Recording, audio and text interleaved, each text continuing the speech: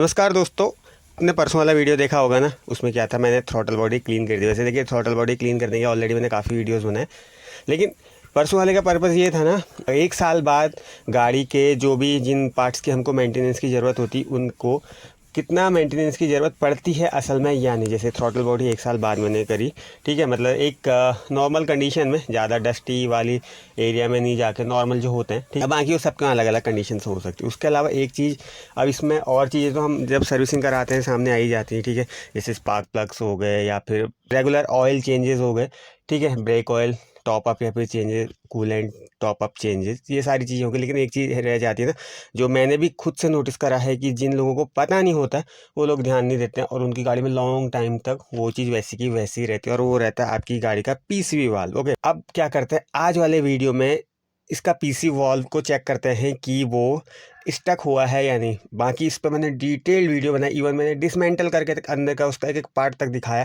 ठीक है। तो इस वीडियो में वो सारी चीज़ें खींचने का कोई फ़ायदा नहीं होगा।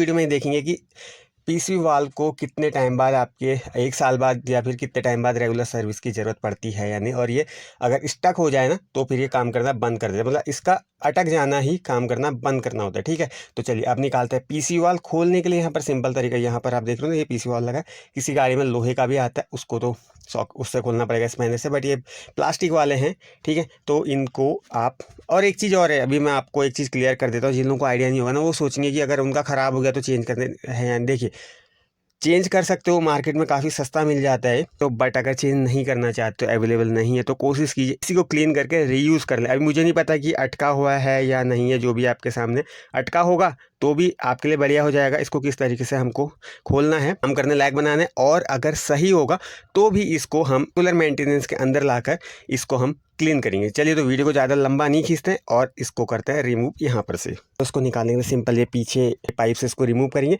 इसके लिए ज़रूरत पड़ेगी प्लायर की। चीज़ और है, जैसे अब याले को देखते हैं इजीली निकलता है या नहीं निकलता है। चलिए, अगर ये वाला आसानी से निकल भी जाता है, इसके पीछे ये प्लास्टिक वाला है हाँ, तो इसके पीछे लगा देखिए ग्रोमेट। तो क्या होता है, ओवर द टाइम अब हीट तो प्रोड्यूस होती है ना, तो रबर चिपक जाता है। तो कई बार तो ऐसा होता है निकालने में, ये इसका ये दो पार्ट में लगा हुआ होता है ना, आपस में जुड़ा होता है प्लास्टिक से। तो क्या होता है, एक पार्ट इंजन की साइड ही रह जाता है, ये जो क्रैंकेस कवर है इसके ऊपर ही रह जाता है, और एक पार्ट निकल जाता है। फिर वो आप इसको रीयूज़ करना मैं सजेस्ट नहीं करूँगा, क्योंकि फिर उतना मजबूत नहीं रहेगा, पीछे से पाइप लगे रहेगा ना, उसको निकाल ही देगा। तो इससे बढ़िया है कि चेंज कर दो। तो इसको निकालने में बहुत सावधानी बरतनी है। इसको क्या करना है, पिछले पाइप को रिमूव करने के बाद इसको क्या करना है, आगे से दो पेचकस लो, प्लास से मत पकड़ो, प्लास से पकड़ोगे प्लास्टिक है सॉफ्ट होता है। पेचकस लो, स्क्रू ड्राइवर, और दोनों तरफ से पकड़ के इसके फ्रंट टिप है उससे इसको पीछे करो। ग्रोमेट निकालने की जरूरत नहीं पड़ती, ग्रोमेट खराब नहीं होता, बट अगर ग्रोमेट भी खराब हो गया तो आप उसको चेंज कर सकते हैं। ये रबर पार्ट को ग्रोमेट बोलते हैं, ठीक है। तो जैसे मैं इसको निकाल रहा हूँ, उस तरीके से आप इसको निकाल के आसानी से कर सकते हो। तो जी, ये है अपना पीसीबी वाल्व, और इसको मैंने निकाल लिया, ठीक है, आपके सामने। और थैंकफुली ये अच्छे से निकल गया है, टूटा नहीं। नहीं तो क्या होता, अगर हार्डली स्टक हो जाए ना, तो दो पार्ट में ऐसे डिवाइड हो जाता है। फिर मैं नहीं सजेस्ट करूँगा कि उसको रीयूज़ करो, बाकी आपकी मर्जी।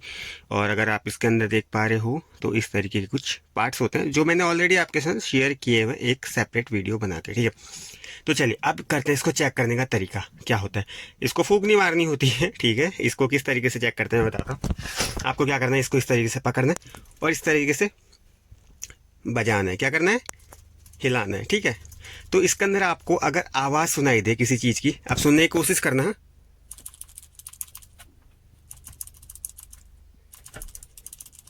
देखिए, तो अगर इस तरीके की इसमें आवाज़ आती है, तो इसका मतलब ये बिल्कुल परफेक्ट कंडीशन में काम कर रहा है, ठीक है। बट काम तो कर रहा है, लेकिन फिर भी हमें इसको क्लीन करना जरूरी होता है, क्योंकि यहाँ पर देख रहे हो, ये देख रहे हो, इसमें हल्का ऑयल आया हुआ। ओके, तो मान लो अगर ये काम नहीं करता, तब तो हमें इसको क्लीन करना ही करना था, बट अभी भी हमें इसको क्लीन करना है। अगर ये अटक जाता किसी, या तो दो पोजीशन में अटकता है ये, या तो क्लोज पोजीशन में या फिर ओपन पोजीशन में, ठीक है। तो अभी तो फिलहाल ये काम कर रहा है, तो अभी क्लीन करने का तरीका वही सिंपल है, किसी चीज़ से क्लीन कर लो, मतलब कोई भी। देखिए, अब ये ऐसी चीज़ है ना जिसके अंदर आपको कोई भी स्प्रे का यूज़ करना पड़ेगा। अगर WD-40 है, यूज़ कर लो। मैं यहाँ पर मतलब कोई भी ऐसी चीज़ यूज़ करना जो आसानी से उड़ जाए, जिसकी पेट्रोल होता है या फिर थ्रॉटल बॉडी क्लीनर होता है, WD-40 होता है, इस टाइप की चीज़ें। मतलब देखिए, अगर ये अटक जाता ना, तब भी हम इसको क्लीन कर सकते थे। मेनली हम फोकस हमारा यही होना चाहिए कि जो ये बजने वाला ऑप्शन है ना, ये आवाज़ आ रही जो, ये आनी चाहिए, ठीक है। तो अब देखो इसको तरीका क्लीन करने का, ये है ना, ये लगा कैसे था, ऐसे लगा था ना, किसी भी साइड से लो, इसमें स्प्रे वाली चीज़ पड़नी चाहिए। ये देखो वन वे वाल्व, ये देखो, देखो एक तरफ से आपने ये कर लिया, एक साइड क्लीन हो गया, ये अब करना है दूसरी साइड से। ये देखो ठीक है, ज़्यादा नहीं करना, बस बर्बाद नहीं करनी कुछ। ये देखो बढ़िया हो गया, आसान सी चीज़ है, खुद से कर सकते हो। ये देखो बचने लगे ना बढ़िया करके, और ये जब ने यूज़ किया था देखो कितनी आसानी से उड़ भी गया है। बस अब कर लेते हैं इसको रीइंस्टॉल। प्रोसेस वही सिंपल है, जैसे निकाला था वैसे इसको रीइंस्टॉल कर लेना। बाकी यहाँ कपड़े से इसको पोंछ लेना, और साथ ही जहाँ पर इंस्टॉल होता है और साथ ही ग्रोमेट को भी एक बार पोंछ लेना अच्छे से, ठीक है। तो जो पाइप है ना इसमें भी ऑयल लगा, तो इसको भी क्लीन करना है। यहाँ पर रहने दो, देखो इसका अंदर भी तेल है, वैसे तो इसको भी हमें क्लीन करना चाहिए इस साइड से। चलिए वो अभी देखते हैं, पहले फ़िलहाल यहाँ क्लीन करते हैं। ये जो पार्ट है जहाँ इंस्टॉल होता है, ये वैसे कपड़ा लेना है, इसको इसमें अंदर डालो और घुमा लो। देख रहे हो ये कुछ तो ज़रूर होगा। ये देखो साफ़ हो गया।